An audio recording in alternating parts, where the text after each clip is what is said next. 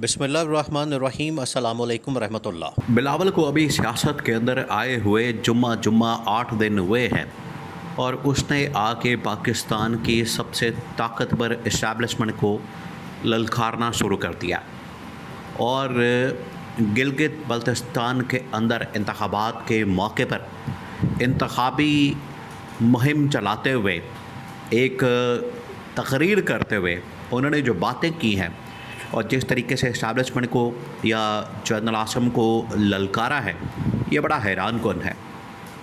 और लगता ऐसे है कि पीपल्स पार्टी बाय डिज़ाइन या एक प्लान के तहत बाय प्लानिंग ये हमला कर रही है इस्टेब्लिशमेंट के ऊपर।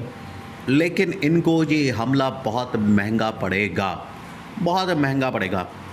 ये इनको इतना बड़ा झटका लगेगा और इनको इतना ज़्यादा महंगा पड़ेगा कि इनके तमाम के तमाम मंसूबे उल्टे पड़ जाएंगे, इनको लेने के देने पड़ जाएंगे।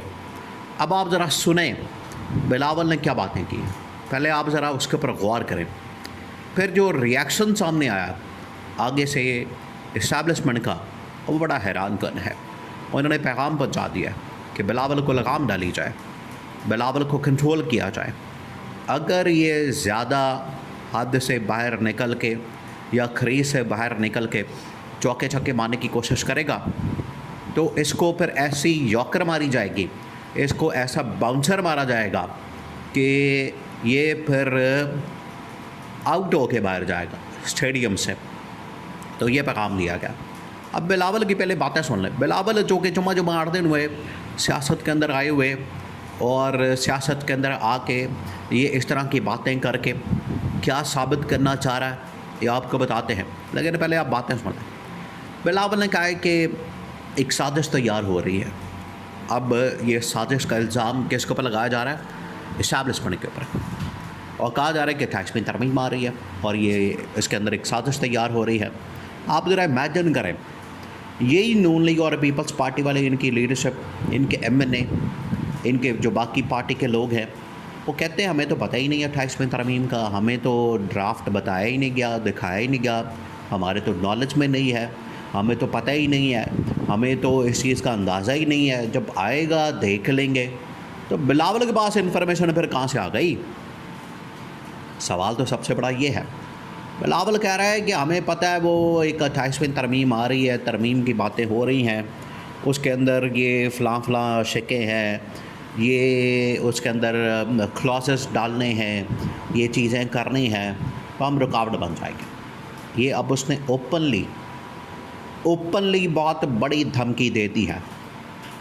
उसने कहा है कि हमें पता चला ये गवादर को, कराची को इस्लामाबाद से चलाना चाहते हैं, तो बिल्कुल हम इसकी इजाज़त नहीं देंगे, बिल्कुल हम इसकी परमिशन नहीं देंगे कि कराची को इस्लामाबाद से ऑपरेट किया जाए या चलाया जाए।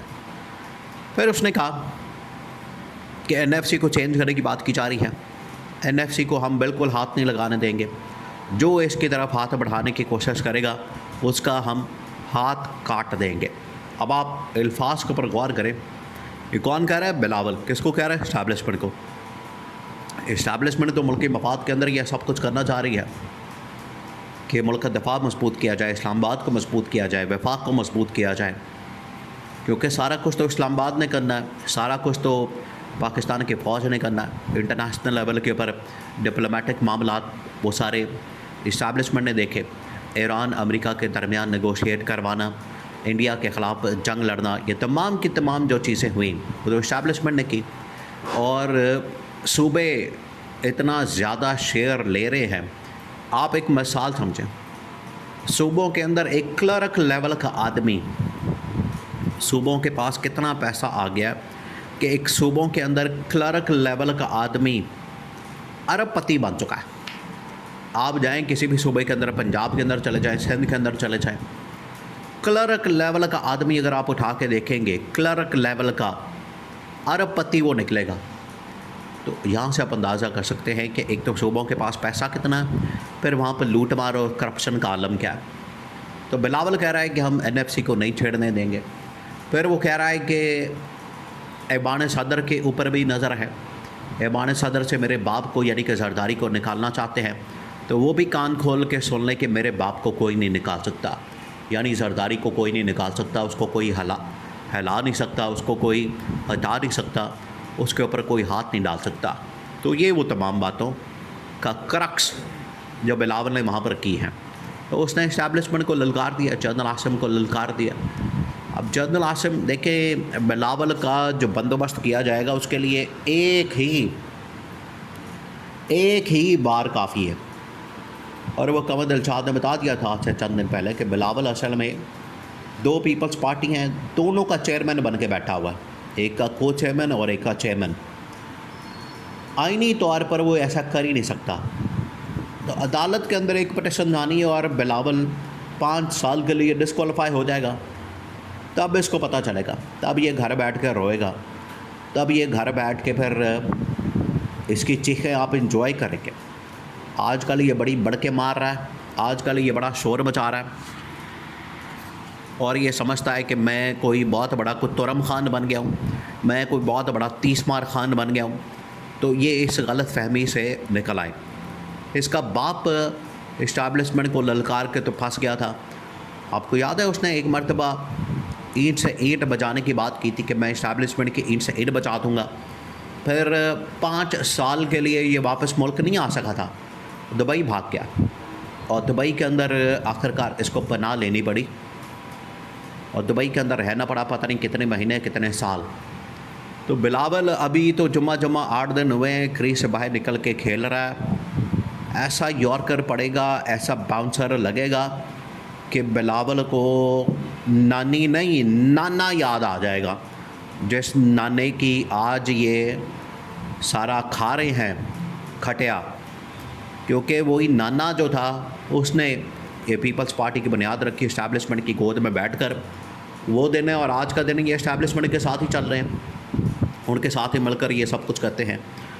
तो बिलावल आज इस्टेब्लिशमेंट के ऊपर चढ़ाई करने की बात कर रहा है, उनको ललकार रहा है, उनको बढ़के मार रहा है, उनको तड़ियाँ लगा रहा है, उनको धमकियाँ दे रहा है। तो बिलावल जाए अपने बाप से पूछे पहले कि हम किस तरह से आए हैं, और कहता है कि हम फॉर्म 45 फॉर्म 47 का भी बंदोबस्त कर लेंगे।